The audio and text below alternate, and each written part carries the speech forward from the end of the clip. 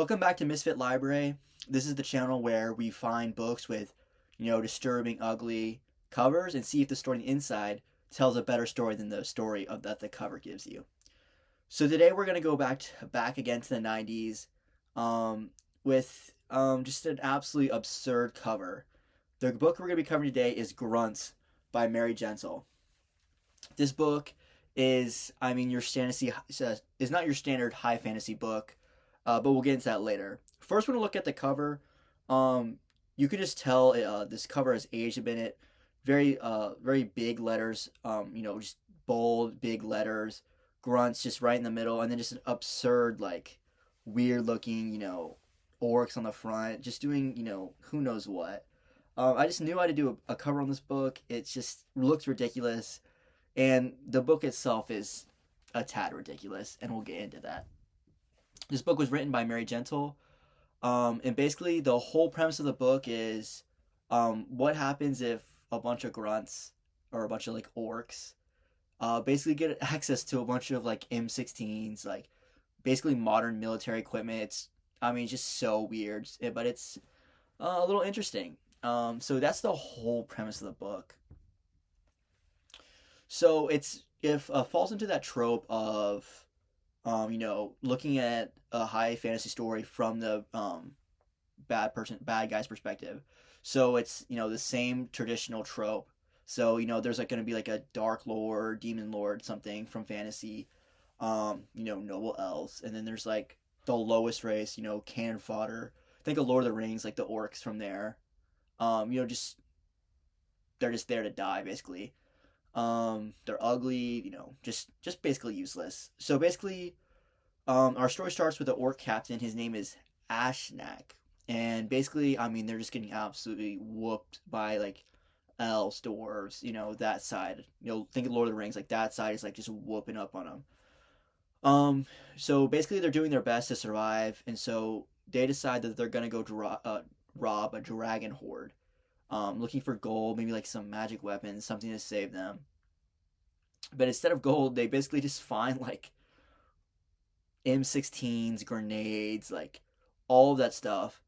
But also with those weapons comes like a curse of sorts that basically like gives them like a kind of like military discipline. So instead of just being like cannon fodder or stupid grunts, they just all of a sudden become like an organized like military, like kind of I would equate it more to like the Marines, like kind of like that kind of like tactical unit.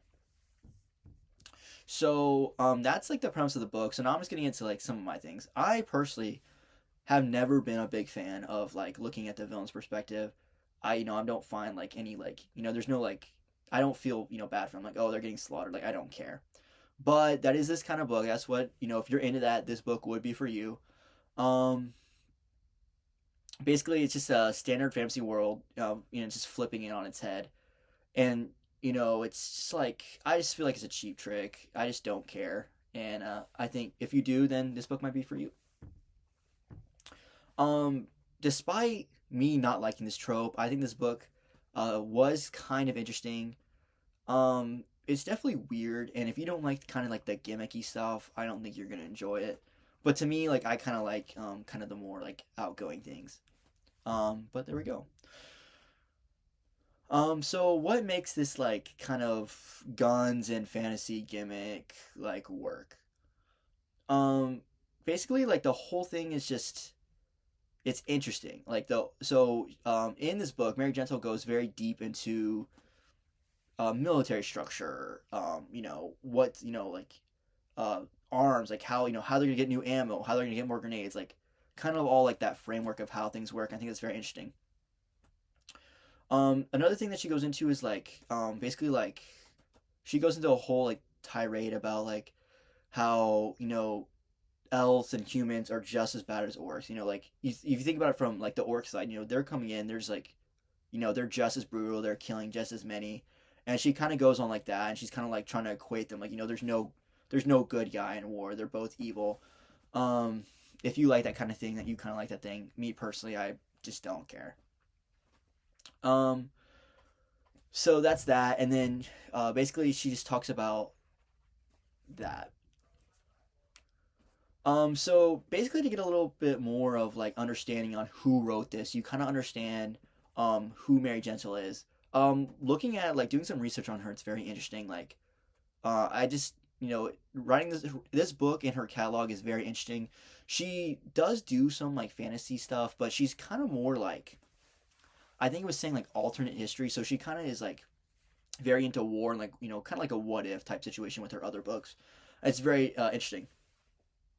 So with Mary Gentle, you can tell like with in this book, you can tell she has like she's very like clear with like strategy and like military ranks and something, and that she has a master's degree in war studies actually, and then she also does like she has a background in like historical sword fighting. So it's like, I mean, like what better person to write books on this?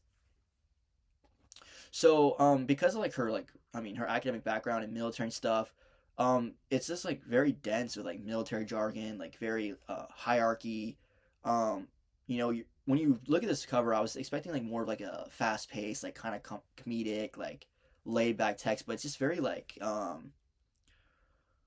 very meticulous, super like yes, it has comedy at some points, but it's also like super structured. She goes into like a whole thing about military ranks, how to procure supplies, stuff like that. Um, and then it's just like I mean, she talks about like bureaucracy. It's just very interesting. And then like at some points, I don't think it really belongs in a book like this, but you can see from her background where you get that from. So who would be the target demographic for this?